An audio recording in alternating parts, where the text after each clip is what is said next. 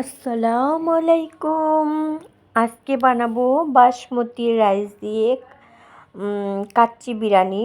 First time try করতেছি। আসলে আমি হায়দ্রাবাদি বিরিয়ানিটা বানাইতে পারি, মানে ওটা আমি অনেকবার বানাইছি। আর এই তো, হ্যাঁ, আমি ওখানে অনেকগুলো পেঁয়াজ নিলাম, সেটাকে আমি একটু মোটা মোটা করে কেটেছি। তারপরে হাত দিয়ে চটকিয়ে এটার ভিতরে একটুখানি যেমন পানি পানি থাকে না, ওটা যেন না থাকে।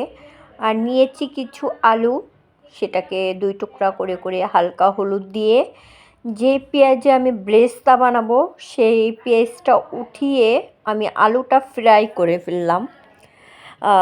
ফ্রাই করে আলু, যে তেলে পেঁয়াজ ফ্রাই করেছি সেই তেলেই আলুটা ফ্রাই করলাম। আসল কথা কি, খুব ভয়ে ভয়ে রান্না করলাম, কেন ফার্স্ট টাইম কোনো কিছু রান্না করতে গেলে অবশ্যই একটু ভয় ভয় লাগে। আর এখানে আমি সব ধরনের দিয়ে একটা সালাদ বানাবো, সেটাও আমি কেটে নিলাম।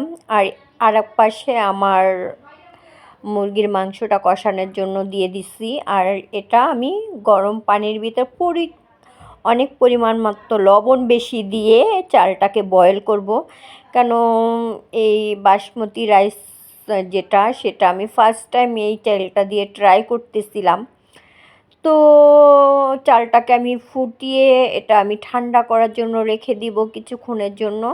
আর আমি একটুখানি তেল দিয়ে কিছুক্ষণ লেবুর রস দিয়েছি, দিয়ে কিছুক্ষণ লাড়ালাড়ি করতেছিলাম যেন চালটা যেন বেশি গলে না যায়।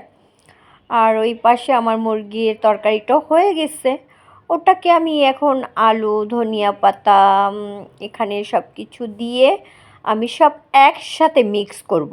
মানে আমার মাংস, আলু, পোলাও, চাল, মানে যে বাসমতি রাইসটা, সেটা আমি একসাথে সব মিক্স করে এখানে আমি যা যা লাগে, মানে জাফরান দিয়েছি, ঘি দিয়েছি, ধনিয়া পাতা দিয়েছি, কিছু কিশমিশ দিয়েছি, কেওড়া জল দিয়েছি, গোলাপ জল দিয়েছি, এগুলো সব কিছু দিয়ে ঘি দিয়ে এটা আমি এখন দমে দিয়ে দিব।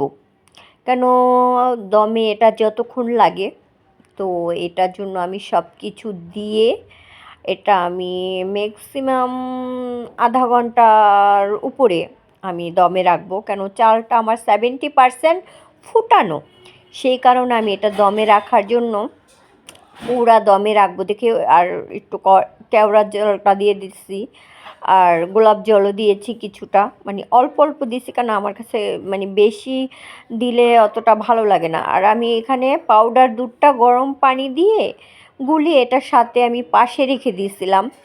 তো এটাও আমি একেবারে দিয়ে দিলাম, মানে একেবারে সব কিছু দিয়ে এটা আমি ঢেকে তারপর বসায় দিব।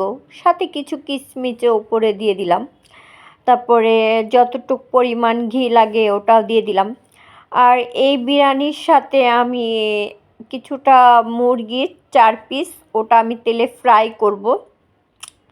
তেলে ফ্রাই করে ওটা এটার সাথে খাবো, এই কারণে এটার জন্য আমি পাশের চুলাটায় এগুলো আমি ফ্রাই করতেছিলাম। আর এই পাশে আমি সব কিছু রেডি করলাম।